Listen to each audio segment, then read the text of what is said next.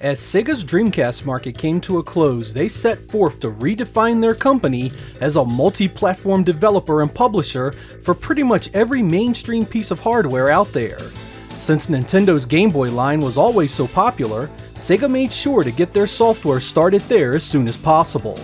They would go on to release nearly 50 titles for the platform, a varied mix of compilations, remakes, new IPs, and even some video-based stuff. In this episode, we will be going over most of the games they were responsible for developing, publishing, or licensed out. Because there are so many, we will need to make these mini reviews short and hopefully sweet, and I'll try and steer you to the games that are most worth your time. I hope you guys enjoy Sega and the Game Boy Advance.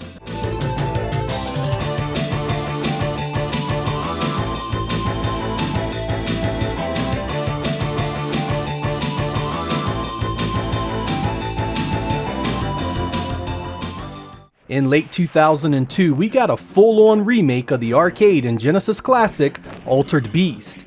I wish I could tell you that this was a good game, but it really isn't. The graphics are an awful mix of digitized and pre-rendered backgrounds and sprites, and the gameplay has seen next to no additions worth mentioning. But it's the overly long, excruciatingly boring levels that doom it.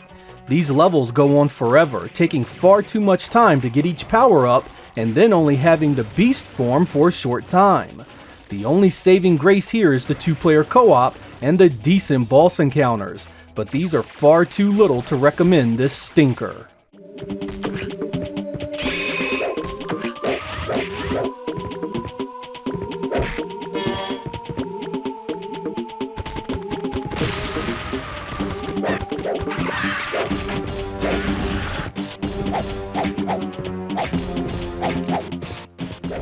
Sega was wise to enlist the help of Treasure when they brought Astro Boy Omega Factor to the GBA.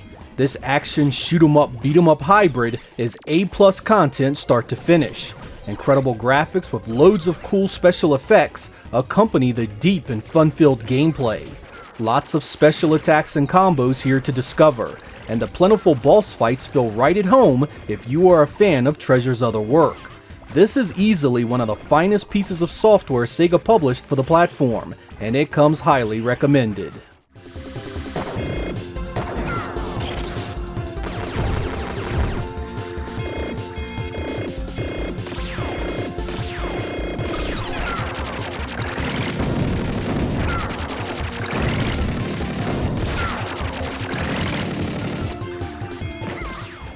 Why leave the great ChuChu Rocket on the Dreamcast when you can make it portable?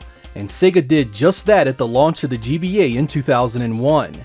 It has loads of levels, and since the original game wasn't a visual masterpiece, the GBA representation is pretty faithful. Good stuff if you like the challenge. 2, 1, 0.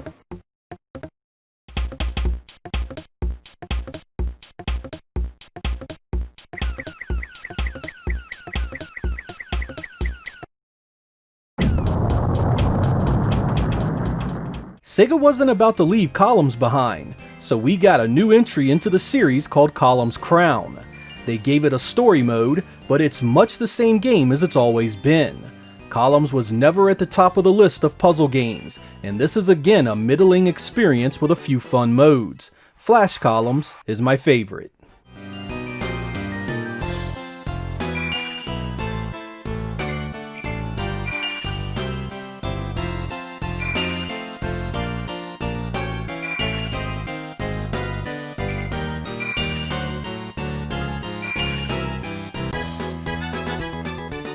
The original Comix Zone was a rare win for a Sega of America produced product.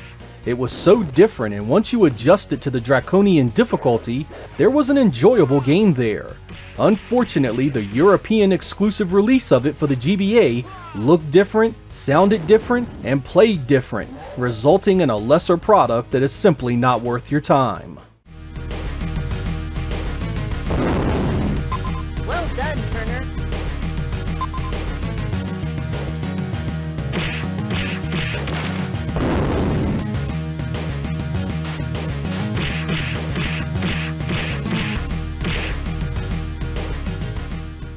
Believe it or not, Crazy Taxi showed up on the GBA in 2003.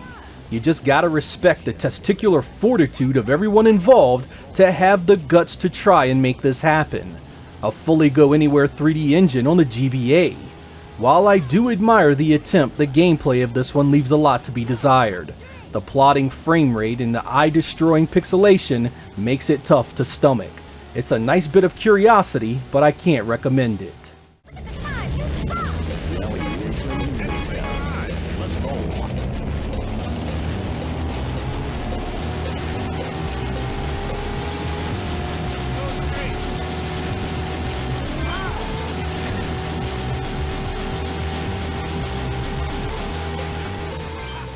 I was stoked when Gunstar Superheroes was released in 2005. This sequel to the great Sega Genesis game had excellent graphics and gameplay similar to the original, though there are some major changes to the melee and weapon systems. Treasure typically doesn't do sequels, so this was quite the surprise back then. There are many out there that consider this a poor effort, but I can't agree. For a portable, on-the-go experience, I absolutely loved it. A lesser Treasure game is still better than most other companies' best attempts.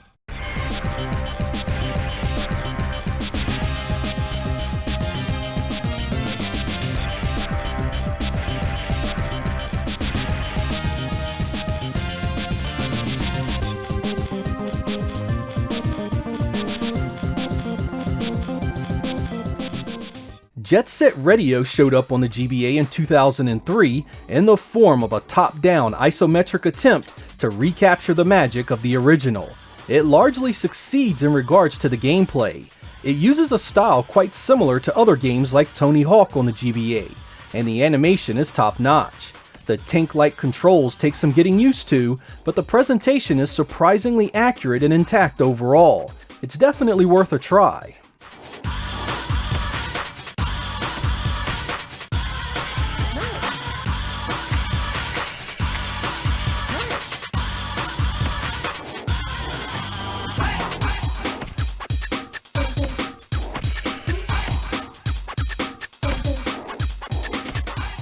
Phantasy Star Collection is a compilation of the first 3 games of the series.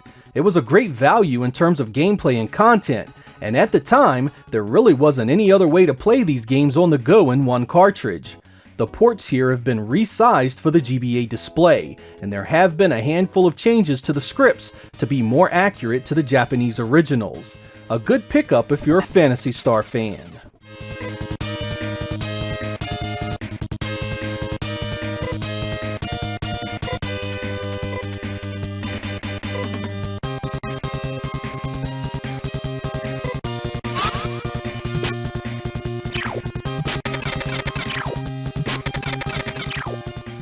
There were a few Puyo games on the GBA, but Puyo Pop here is the one I'll cover.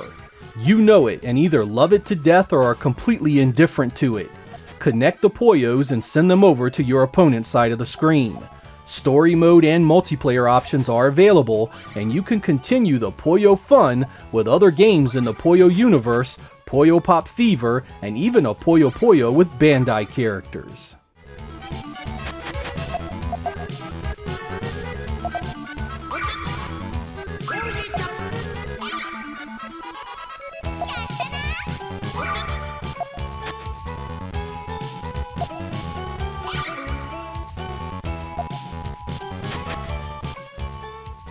In 2003, Sega Arcade Gallery combined 4 of Sega's greatest hits.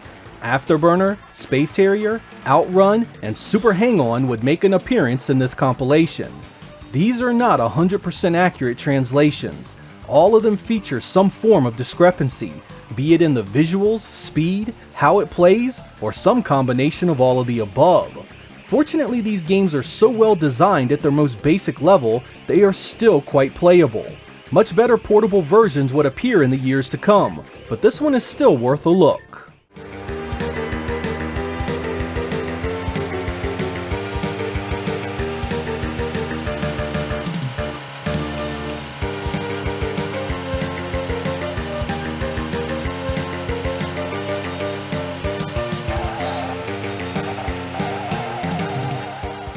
In 2002, Sega Rally Championship was released on the GBA. And my god was I excited to play it. Portable Sega Rally had an instant appeal to me, and this version was to feature more tracks, more cars, and more gameplay modes. It just had to be a winner. While you again had to admire the attempt at a 3D racing engine, the visuals are just so incredibly pixelated, it's difficult to make out any real details. This impacts certain tracks more than others, with the snow track basically just being a big white pile of barely distinguishable details. The gameplay isn't bad though, and it moves along at a fair clip, so you do get a bit of thrill of rally racing.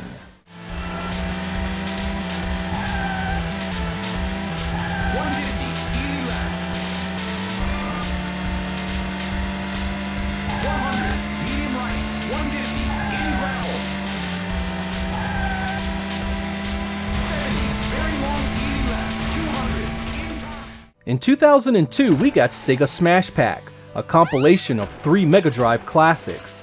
Here we get Echo the Dolphin, Golden Axe, and Sonic Spinball. Echo is by far the best game represented here thanks to its mostly accurate visuals and gameplay, but all these games have major issues.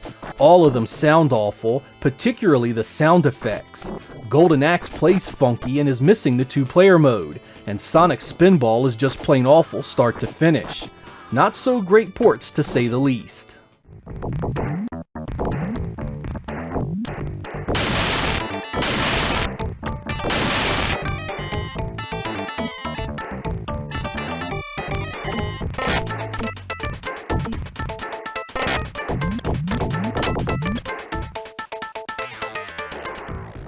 In 2004, the GBA got a remake of the first Shining Force game, now subtitled Resurrection of the Dark Dragon.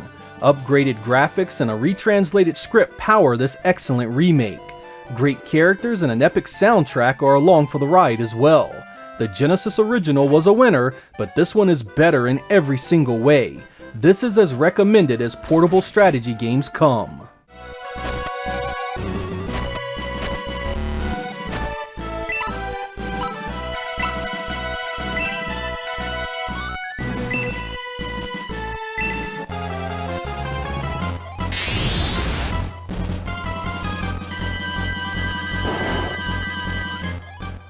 In 2002, the GBA received a brand new entry into the Shining series called Shining Soul.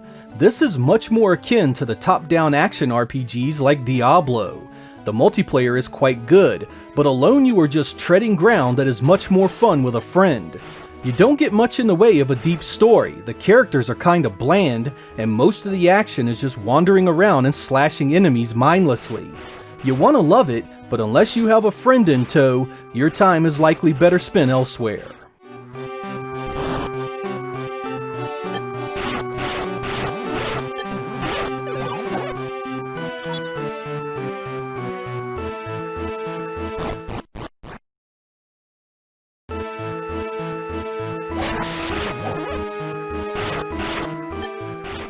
Shining Soul got a sequel in 2003, and it shares many similarities to the first, though I enjoyed the music a lot more here and the story is better. It's still much better served as a multiplayer experience, but if you enjoyed the original, there is much more hack and slash RPG action to be had here.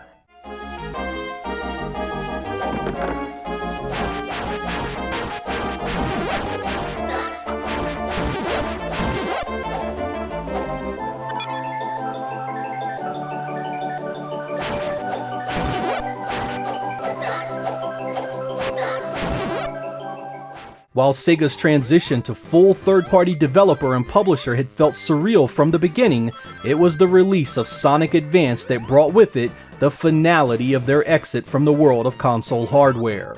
Sega's mascot was now on a Nintendo platform in a brand new exclusive adventure, and that was something long-term Sega fans thought they'd never see. But you know what? This ended up being a hell of a game. Great graphics, fantastic stage design, and multiple characters round out a Sonic adventure to remember. Many of the powers and traits from previous Sonic games are featured heavily here, and there are even multiple endings depending on your performance. A must-play for Sonic fans.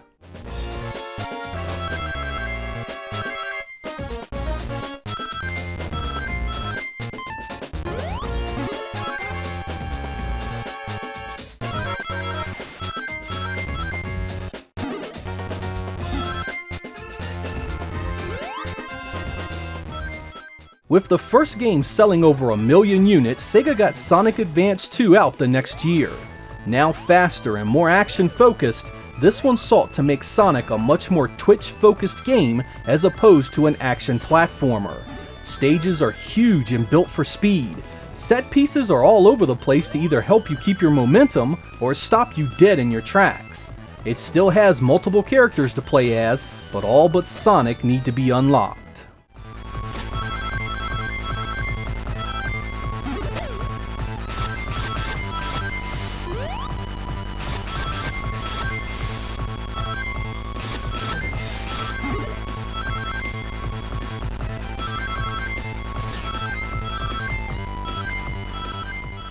Of course, with Sonic Advance 2 selling well, Sega got out Part 3 in 2004. Containing most of the elements that made the first 2 Sonic Adventure games fun and exciting, this one began to wear out its welcome quite a bit. 3 straight games in a row, year after year, Sega was just draining that well dry every chance they could. I mean, unless you knew these games extremely well, you could put all 3 side by side and have a hard time telling them apart. Even the Genesis games evolved visually over time. Don't get me wrong, this is far, and I mean far from a bad game. It's just that it's mostly the same game we'd already seen twice before.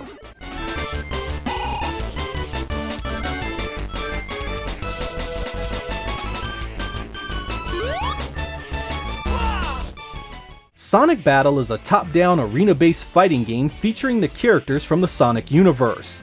In regards to the Sonic games, it's as different as they come. I'm not a big fan of the gameplay here though. It feels imprecise and is difficult to connect the attacks you want when you want. It does have a deep story and a bunch of minigames though, making the variety alone worth exploring. Some of you will hate it, but I think some of you will love it too. Give it a try for something very different.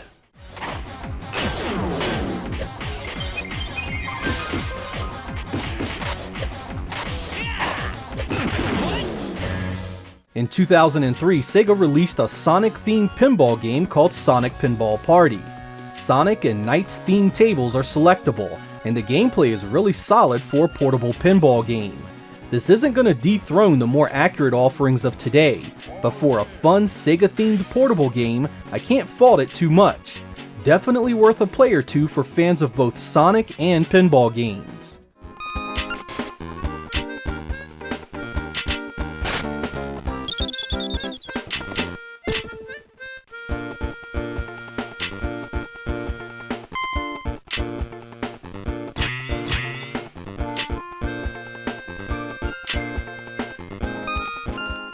Sometimes things go wrong with a game, and man was that true with 2006's Sonic the Hedgehog Genesis. Every single thing about this port is broken. The game runs terrible, the gameplay is completely busted, the sound effects and music are in shambles. I mean, start to finish, this game is an utter embarrassment to Sega's name. I mean, surely someone with responsibility at Sega had to see or play this travesty and know it was completely wrong. I understand the fine line between profitability and failure, but reputation is by far your most important attribute. Sega really dropped the ball with this pitiful effort.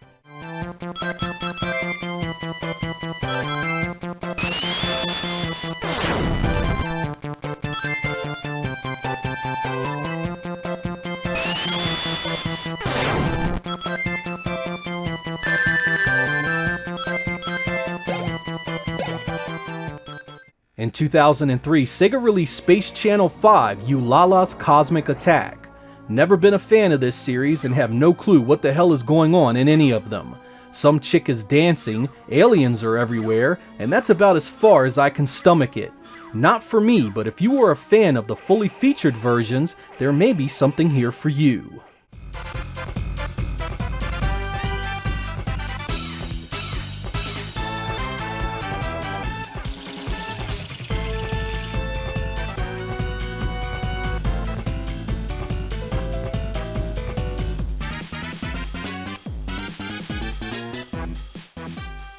I was so happy when Super Monkey Ball Jr. showed up in 2002.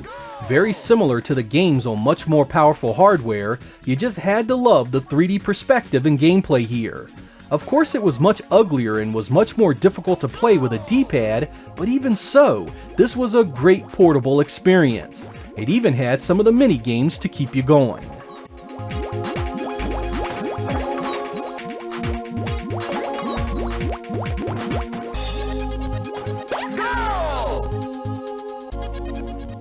In 2002, Sega did the Pinball of the Dead, an homage to its classic House of the Dead series. Here you get boards, sound effects, and even video inspired from Sega's great light gun arcade games. It's zombies and pinball, what more could you possibly ask for?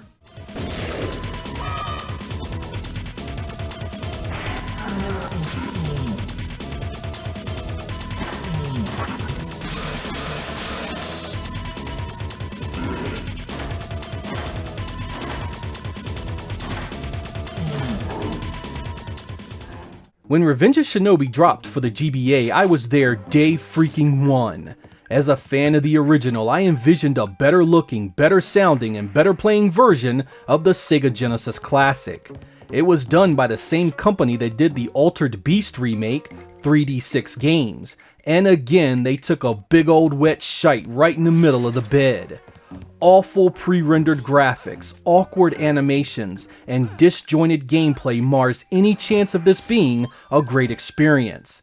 I love how this dude is supposed to be a ninja, yet his thunderous footsteps can be heard a mile away. The music captures none of the magic of the original, and the attempt to add exploration only draws out levels that are no fun to play to begin with. This is not Revenge of Shinobi, and Sega should be ashamed putting the name on such an inferior product.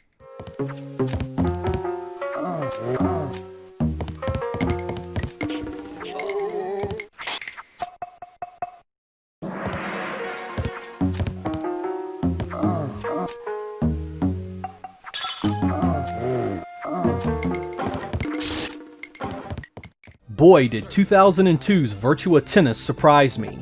This game looks and plays as good as you could have hoped for a GBA sports title. The gameplay is nailed here and is nothing short of spectacular. The Williams sisters are playable, as is a full roster of male and female fictional characters to choose from. Multiple court locations, excellent animation, and great multiplayer round out this excellent title. It's the kind of sports game that transcends its age and is still very much playable today.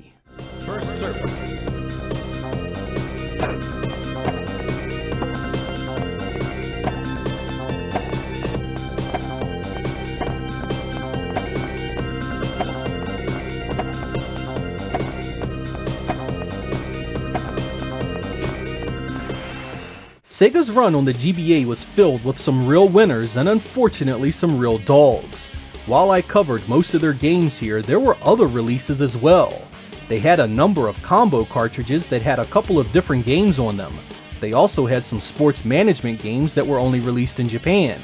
They dabbled into licensed games a bit, and even released some full motion video cartridges of the Sonic animated series.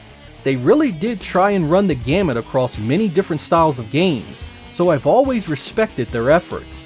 The majority of the software Sega was involved with for the GBA were farmed out to other companies to develop and publish. THQ played a big role in bringing out many of the GBA games to the US, for instance. I also want to impress upon you the incredible volume of software here that used the GBA game link cable for multiplayer. Many of these games had 2 to 4 player modes that really spruced up the fun factor, and sometimes made a massive difference in the experience. Shining Soul alone was nowhere near as good as Shining Soul with Friends. Sega supported the platform for over 5 years, well after even the Nintendo DS was launched. There are some great GBA emulators out there if you want to give these games a go, and most of them play solid on a DS and DS Lite. If I had to pinpoint just a few that are must-plays, hit up that first Sonic Advance game, the Shining Force remake, and be sure to give Astro Boy a go. They are easily some of the finest games on the platform. I'm Sega Lord X, thank you guys for watching, and I will catch you next time.